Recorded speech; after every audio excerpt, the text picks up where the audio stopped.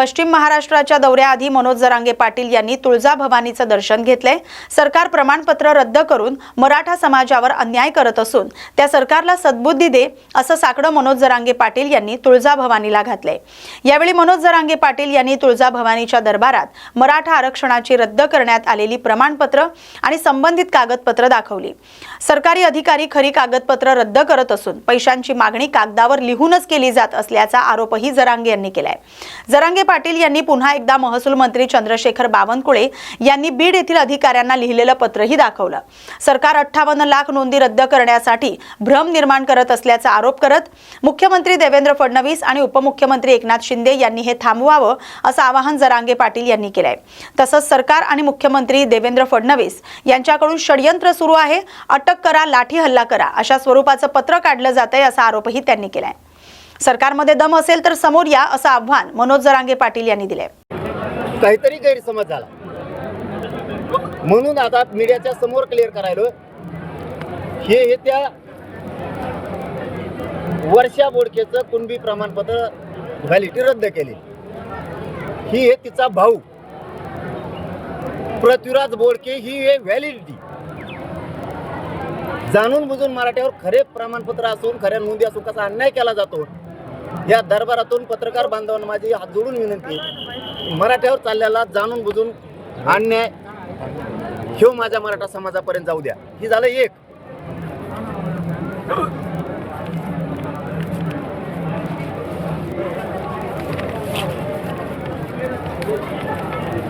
ही ज्योती दहीहंडे ज्यांची कुणबी रद्द केलं प्रमाणपत्र, ही हे जात पडताळणी समिती याने आदेश दिला की कुणबी प्रमाणपत्र देण्यात यावं। हे इंग्लिश मध्ये, हे बघा मराठीमध्ये। हे खूप गरजेचं आहे महाराष्ट्रातल्या मराठ्यासाठी आणि मीडियासाठी। सरकार आम्हाला कसं फसवताना अन्याय करतं हे मराठी काय म्हणताय ते।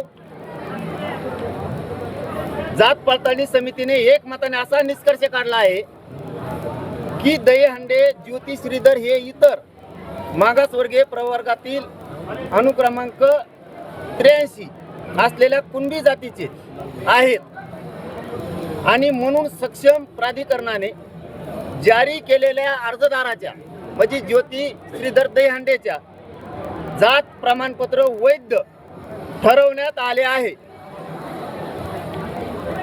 जात पडताळणी समितीने निर्णय दिलाय। जात पडताळणी समितीने वैधता प्रमाणपत्र जारी करण्याचा निर्णय घेतला। खाली लिहिले पैसे द्या। मी नाही बोलत हे पैसे द्या, हे झालं मराठीत। पण याच्यात मग आता पे शब्द आहे, मग आता प्रमाणपत्र व्हॅलिडिटीचं पे करा असाही अर्थ होतो आणि दुसरं पैसे द्या असं होतो। हे बघा इथं पे लिहिलंय। पेचा अर्थ असा पण होतो की व्हॅलिडिटी पे करा नाही तर पैसे द्या। हे झाले 3 प्रमाणपत्र रद्द झाले आणि हे तिसरं बावनकुळ्यांनी इन्व्हेस्टमेंट करून दिलेलं।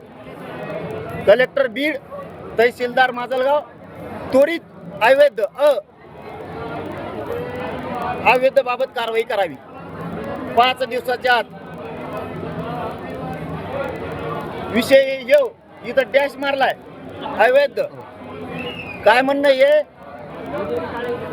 समिती नेमून कारवाई करायची, कारवाईला डॅश मारलाय। चौकशी करून अवैध करण्याबाबत त्याचा अर्थ असा होतो अधिकाऱ्यांना सांकेतिक भाषा आहे बावनकुळ्याची। काय चूक बोलतो मी का मराठ्यांना पण कळू नये आता की जाणून बुजून आपलं रद्द केलं जातंय। तुम्हाला व्हॅलिडिटी दाखवली आता डायरेक्ट। मराठे का जागे होत नाहीत आता? काय करायचं तुम्हाला सरकारचं आणि पक्षाचं नुसतं? इतकं जर वाटोळं होणार असलं तर आपल्याला उठाव करावा लागणार आहे आणि यांच्या डोक्यात जी हवा गेली ती मी आता बाहेर काढतो। यांच्या डोक्यात पक्क आहे आमचं कोणी काही करू शकत नाही। तुम्हाला आता दाखवतो मी तुमचं काय होतंय का नाही, कारण तुम्ही नुसते मला त्रास दिला। तुम्हाला वाटलं आमचं कोणी काही करीत नाही, तुम्ही मराठ्याला त्रास दिला। तुमच्या डोक्यात हवा गेली कारण निवडून आम्ही दिलंय तुम्हाला ती बहुमताचा महाजन आहे ते उतरवतो आम्ही मराठी। धनगराला बी 15 वर्षापासून हेच केलंय। आज आरक्षण देतो, उद्या देतो, यांना वाटतं आमचं कोणी काही करत नाही। दलित आता असंच केलंय। नाशिक महानगरपालिकेच्या विशेष महासभेपूर्वीच खड्ड्यांच्या मुद्द्यावरून ठाकरे गटाच्या नगरसेवकांनी आक्रमक भूमिका घेतली। हाताला आणि डोक्याला बँडेज बांधून तर एका नगरसेवकानं व्हीलचेअरवरून महापालिकेत प्रवेश केलाय आणि अनोख्या पद्धतीनं निषेध नोंदवलाय। प्रशासनामुळे शहराची अवस्था गंभीर झाली, त्यामुळेच अपघातग्रस्त नागरिकांचं प्रतीक म्हणून आंदोलन करत असल्याचं नगरसेवकांनी सांगितलंय। मुख्यमंत्री देवेंद्र फडणवीस यांनी नाशिकला दत्तक घेतलं, मात्र शहराची अवस्था काय झाली असा सवालही ठाकरे गटाच्या नगरसेवकांनी उपस्थित केलाय। महापालिका प्रशासनानं खड्ड्यांची तातडीनं दखल घेऊन अपघातग्रस्त नागरिकांना मदत करावी, तसंच संबंधित कंत्राटदार आणि प्रशासकीय अधिकाऱ्यांवर कारवाई करावी अशी मागणी नगरसेवकांनी केली आहे। नाशिक शहरातील जनतेची अवस्था ही आमच्या सारखी झाली आहे। हे आम्ही तुम्हाला प्रतिनादिक स्वरूपात दाखवत आहोत की कसे नाशिकर विटीस धरले जात आहेत, कसं त्यांना जखमा होत आहे, कसे मरत आहेत, हे याच्याकडे लक्ष वेधण्यासाठीच आम्ही आलो आहोत। MNGL खड्डे खणले, परंतु ते कॉर्नरनी खणले। मध्ये जे रस्ते उद्ध्वस्त झाले ते कशाने झाले, का झाले, याच्यावर काय उत्तर देणार आहे तुम्ही? या बातमीसोबतच न्यूज मराठी विशेष बातमीपत्रात आता इथेच थांबतोय। अशाच महत्त्वाच्या बातम्यांसाठी पाहत राहा न्यूज मराठी 24/7। नवा भारत, नवा विचार।